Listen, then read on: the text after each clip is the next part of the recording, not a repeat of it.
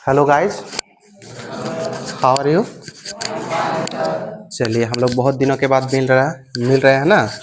तो आज हम लोग एक नए टॉपिक पे डिस्कस करते हैं, है ना, and which is very important for all the competitive exams and the board exams also, है ना।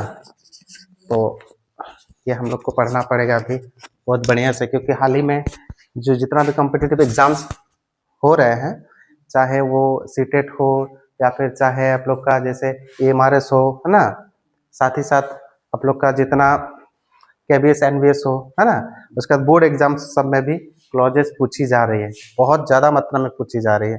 ठीक है, इसलिए इसको बढ़िया से जानना पड़ेगा। ओके, चलिए तो लेट्स नो कि क्लॉज क्या होता है। क्लॉज जिसको हम लोग क्या बोलते हैं, उपवाक्य। ठीक है, एक पूरा जैसे group of words, meaningful group of words को हम लोग सेंटेंस बोलते हैं। सेंटेंस बोलते हैं ना, उस सेंटेंस को जब हम लोग तोड़ देते हैं ना, तो उनको हम लोग क्या बोल रहे हैं, क्लॉजेस बोल रहे हैं। लेकिन क्लॉजेस, ये जो सेंटेंस को तोड़ते हैं ना, ये दो चीज हम लोग को मिलते हैं, एक phrases and another one is clauses, है ना। फ्रेजेस मिलते हैं और क्लॉजेस मिलते हैं, दोनों में क्या अंतर है कि फ्रेजेस जो होता है ना, इसमें सब्जेक्ट के बाद वर्ब, सब्जेक्ट और वर्ब का पेयर्स नहीं रहता, सब्जेक्ट और वर्ब का जोड़ा नहीं रहता है। लेकिन क्लॉजेस जिनमें सब्जेक्ट और वर्ब का जोड़ा रहता है। ओके, तो इसलिए हम लोग का क्लॉज क्या हो जाता है, ए clause is a group of words that contains both a subject and predicate, है ना। ये क्लॉज क्या होता है, एक ग्रुप ऑफ ऐसे ग्रुप ऑफ वर्ड्स होते हैं जिनका अपना क्या होता है, सब्जेक्ट होते हैं और प्रेडिकेट होते हैं। क्या क्या होते हैं, सब्जेक्ट और प्रेडिकेट। अब आते हैं सब्जेक्ट और प्रेडिकेट किसे कहते हैं। इन ए सेंटेंस, जो भी सेंटेंस जिसके बारे में कुछ कहा जाता है वो होता है सब्जेक्ट। जैसे ही इज अ बॉय, किसके बारे में सेंटेंस बोल रहा है, ही के बारे में, तो ही क्या हो गया, एक सब्जेक्ट, और इज अ बॉय क्या हो गया, प्रेडिकेट, है ना।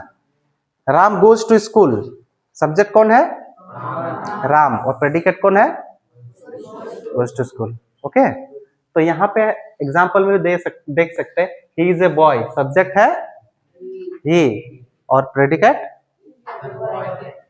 राम हेल्प मी, सब्जेक्ट और प्रेडिकेट गुड। अब आते हैं क्लॉजेस का टू मेन टाइप्स, है ना, दो मेन टाइप्स।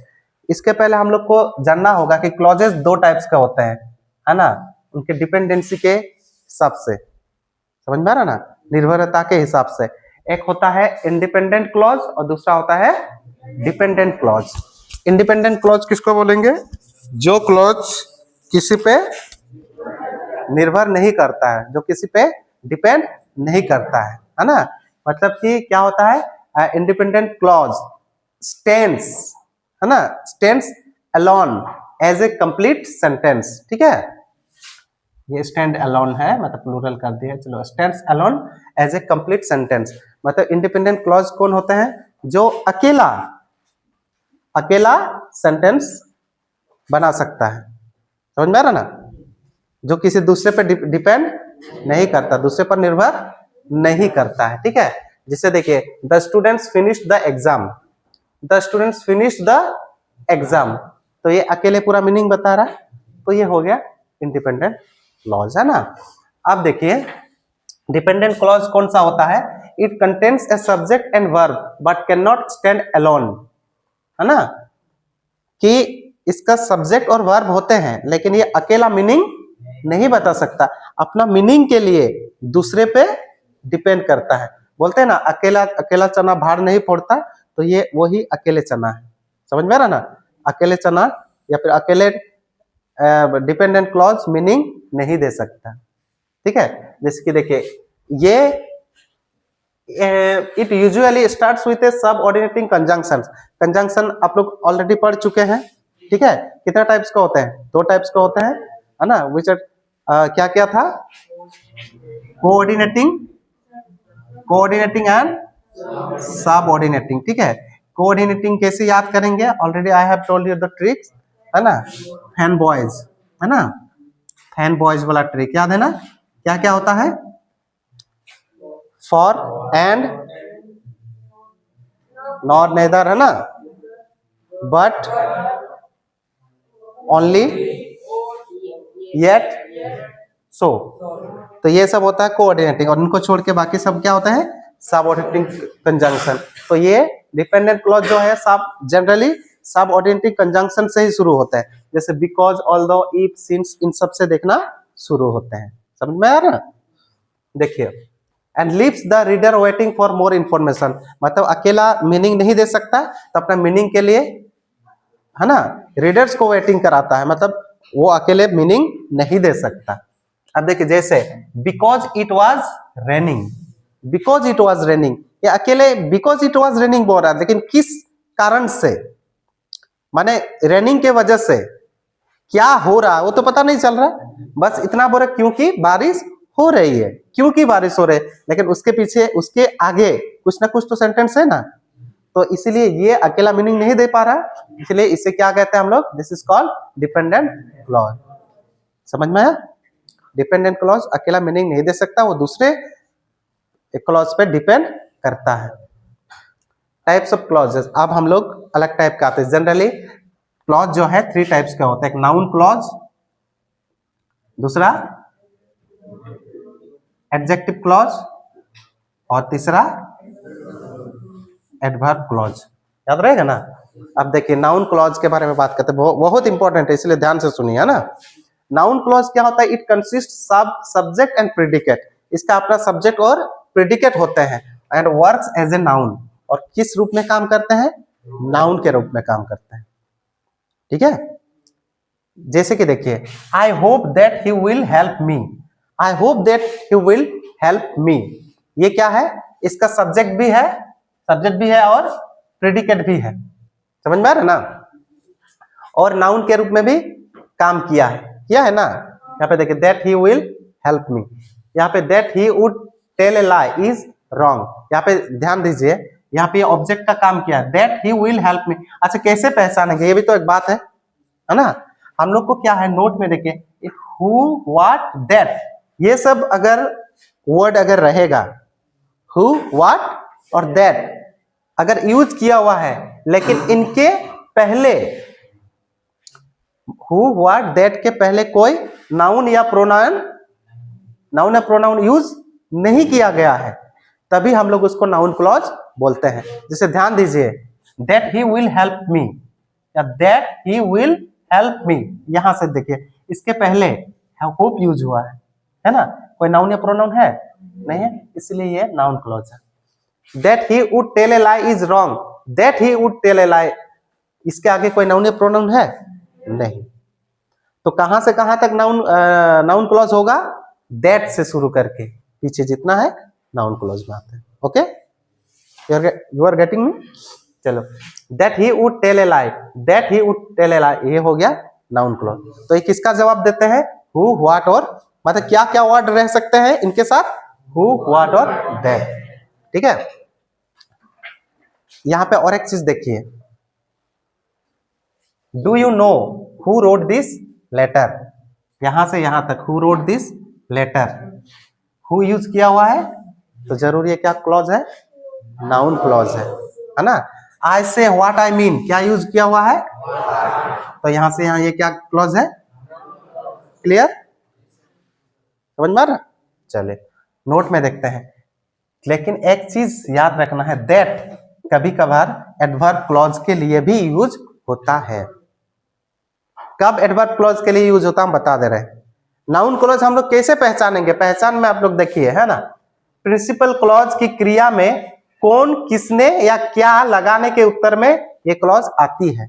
जब भी कोई सेंटेंस हम लोग लिखते हैं, उसमें जो क्लॉज होता है उसमें 3 चीज का जवाब ढूंढेंगे, कौन का, कौन, किसने, है ना, क्या, 3 चीजों का।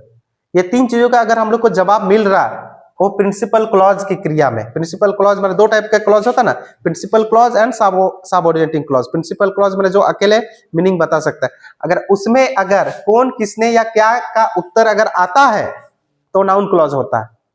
ठीक है, ध्यान दीजिए, देखिए इसको, ये वाला हम लोग देख रहे थे ना, that is also use for adverb clause, यहाँ पे दैट वो एडवर्ब क्लॉज के लिए भी यूज होता है। कब, ध्यान दीजिए, I am Glade that you like it, है ना, आई एम ग्लेड दैट, मैं खुश हूं कि, मैं खुश हूं कि, एक्चुअली मैं खुश हूं कि तुम इसे पसंद करते हो, लेकिन यहाँ पे दैट का यूज क्या के लिए यूज कर, बिकॉज के लिए यूज हो रहा है। किसके लिए, तो इसका मीनिंग क्या होता है पता है, I am glad that you like it, मैं खुश हूं, आई एम ग्लैड मतलब मैं खुश हूं क्योंकि तुम इसे पसंद करते हो। तो क्योंकि कारण के बारे में बता रहा है। कौन का जवाब दे रहा है, ये कौन का जवाब दे रहा, नहीं दे रहा, किसने का जवाब दे रहा, नहीं का जवाब, नहीं जवाब दे रहा, क्या का जवाब दे रहा, नहीं, क्योंकि का जवाब दे रहा, कारण का, किसका, दैट है, लेकिन ये क्योंकि का जवाब दे रहा ना, इसीलिए इसको हम लोग क्या बोलते हैं, ये हम लोग का एडवर्ब हम लोग ऑलरेडी पढ़ चुके हैं, एडवर्ब क्लॉज ऑफ रीजन में आता है, ये एडवर्ब क्लॉज में आता है, किसमें आता है, याद रहेगा ना, तीन चीज का आंसर देना चाहिए, कौन, किसने या क्या का। क्योंकि का जवाब दे रहा तो वो नहीं होगा, है ना। तो यहाँ पे बहुत सारे एग्जांपल्स है, हम लोग देखते हैं। इसमें देखिएगा, before and the subject it, it भी लगा रहता है लेकिन हिडन रहता है, छुपा हुआ रहता है ना, किसमें, प्रिंसिपल क्लॉज में। अब देखिए एग्जांपल देखिए, he likes what I do, क्या clause, noun clause, he likes वो क्या करता, पसंद करता है, क्या का जवाब मिल रहा ना, व्हाट आई डू, ये नाउन क्लॉज, लेकिन किसका काम कर रहा, वर्ब का काम कर रहा, किसका काम कर रहा, ठीक है। He said that he would not read, ये भी क्या कर, क्या मतलब उसने क्या कहा कि वो नहीं पढ़ेगा, है ना।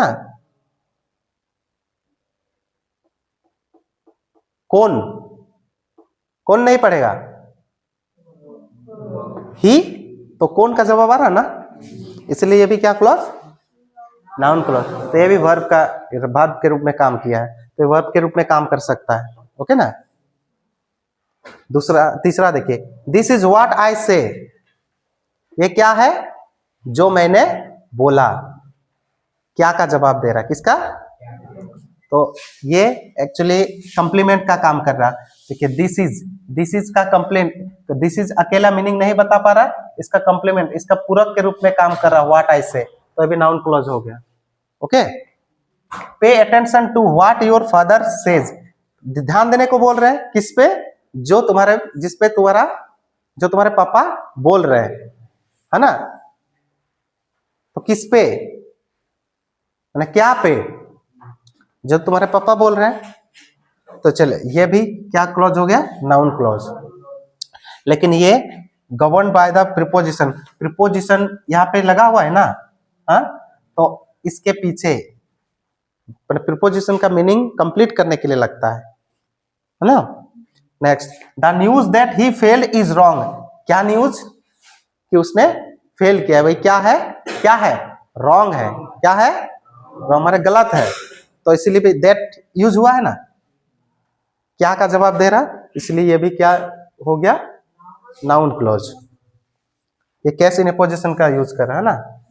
Next, the fact that he was honest is true, ये फैक्ट क्या है, ट्रू है, तो ये भी केस ऑफ अपोजिशन का काम कर रहा है। तो गाइस समझ में आया, ओके। देन आज का सेशन इतना ही, हम लोग नेक्स्ट सेशन में मिलते हैं एडजेक्टिव और एडवर्ब क्लॉज को लेकर, ओके। तब तक के लिए सबको